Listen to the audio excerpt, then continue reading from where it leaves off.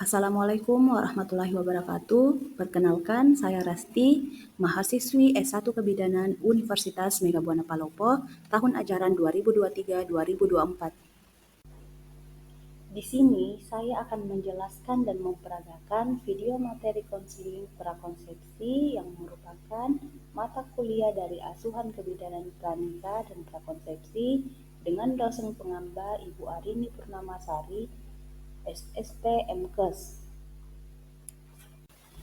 Pengertian prakonsepsi adalah masa sebelum kehamilan terjadi. Jadi, prakonsepsi adalah sebelum terjadinya pertemuan antara sel telur dan sel sperma yang dapat menyebabkan kehamilan. Sebelum melakukan konseling prakonsepsi, sebaiknya dilakukan pemeriksaan fisik terlebih dahulu seperti pemeriksaan tekanan darah, tinggi badan, berat badan, untuk menentukan status gizi pasien, apakah masuk dalam tahapan normal atau obesitas. Karena obesitas membuat perempuan rentan terkena PCOS atau Polycystic Ovarium Syndrome, di mana sel telur perempuan kecil-kecil dan tidak siap dibuahi sperma. Halo Mbak, perkenalkan, saya Rasti, ada yang bisa saya bantu. Waalaikumsalam. Ini Bu Bidan, kan saya mau menikah 3 bulan yang akan datang. Program kehamilan Bu Bidan. Sebelumnya, nanti sebelum saya memberikan konseling, ada beberapa data yang saya isi. Apakah Mbak bisa memberikan beberapa informasi yang bisa saya tanyakan? Insya Allah bisa Bu Bidan. Namanya siapa Mbak? Sarina. Oh, tinggal di mana? Tiroan. Oh, Tiroan. Umurnya berapa Mbak? 22 tahun. Kalau boleh tahu, yang awal pertama mainnya sekitar umur berapa ya? Umur 16 tahun. 16 tahun. Iya, 16 tahun. Biasanya halangannya berapa hari? 5 hari Bu Bidan. Ya, tapi dalam siklus haidnya biasanya lancar atau tidak teratur? Lancar aja Bu Bidan. Iya. Tapi dalam haid biasa ada nyeri kah? Bagaimana? Ada. Biasanya ada nyeri. Iya, iya. Mbak, ada konsumsi merokok atau konsumsi alkohol? Tidak Bu Bidan. Oh, tidak ada. Iya. Terus apakah ada riwayat penyakit? Tidak ada. Seperti kista atau pernah ada penyakit? Setelah dilakukan beberapa anamnesa, kemudian kita mengecek status imunisasi pasien, yang tujuannya imunisasi TT yaitu sebagai pembentuk untuk melindungi agar tidak terkena penyakit tetanus pada saat berhubungan seksual. Persiapan kehamilan selanjutnya yaitu dengan menjaga kebugaran kesehatan tubuh. Bisa dilakukan dengan cara berolahraga secara teratur dengan cukup 3 kali seminggu.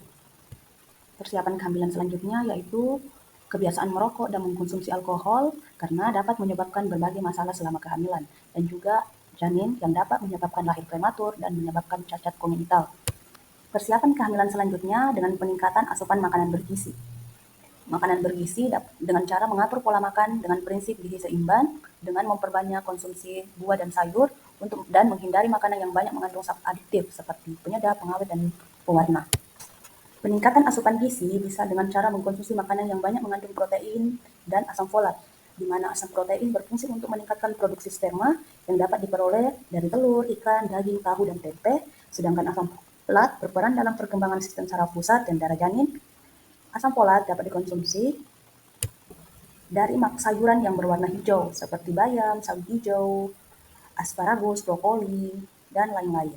Karena asam folat mengurangi resiko bayi lahir dengan cacat sistem saraf sebanyak 70%. Kemudian, mengkonsumsi makanan yang banyak mengandung vitamin A, di mana vitamin A berperan tinggi dalam produksi sperma yang sehat, terdapat pada hati, mentega, margarin. Kemudian dianjurkan untuk mengkonsumsi makanan yang vitamin D, karena kekurangan vitamin D akan menurunkan tingkat kesuburan hingga 70%. Kebutuhan selanjutnya yaitu dianjurkan untuk mengkonsumsi makanan yang mengandung vitamin E. Vitamin E dapat meningkatkan kemampuan sperma membuahi sel telur dan mencegah keguguran karena perannya dalam menjaga kesehatan dinding rahim dan plasenta.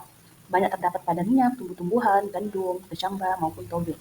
Selanjutnya dianjurkan untuk mengkonsumsi vitamin B6 karena kekurangan vitamin B6 akan menyebabkan ketidakseimbangan hormon. Selanjutnya, dianjurkan untuk mengkonsumsi vitamin C. Pada wanita, vitamin C berperan penting untuk indung telur dan pembentukan sel telur. Selain itu, sebagai antioksidan yang dapat melindungi sel-sel organ dari serangan radikal bebas. Selanjutnya, cakupan zat seng yang berperan penting dalam pertumbuhan organ seks dan juga pembentukan sperma. Yang bagi calon ibu, seng membantu produksi materi genetik dan pembuahan, sedangkan bagi calon ayah melancarkan pembentukan sperma. Kemudian, cakupan selanjutnya yaitu zat besi. Kekurangan zat besi membuat siklus ovulasi yaitu pelepasan sel telur ibu terganggu. Makanan dan multivitamin mengandung zat besi akan membantu dalam persiapan kehamilan dan menghindari anemia. Sumber cakupan zat besi mulai dari daging, hati, kuning telur, sayuran hijau, dan lain-lain. Kemudian dianjurkan untuk mengkonsumsi makanan yang mengandung fosfor, karena jika kekurangan menurunkan kualitas sperma.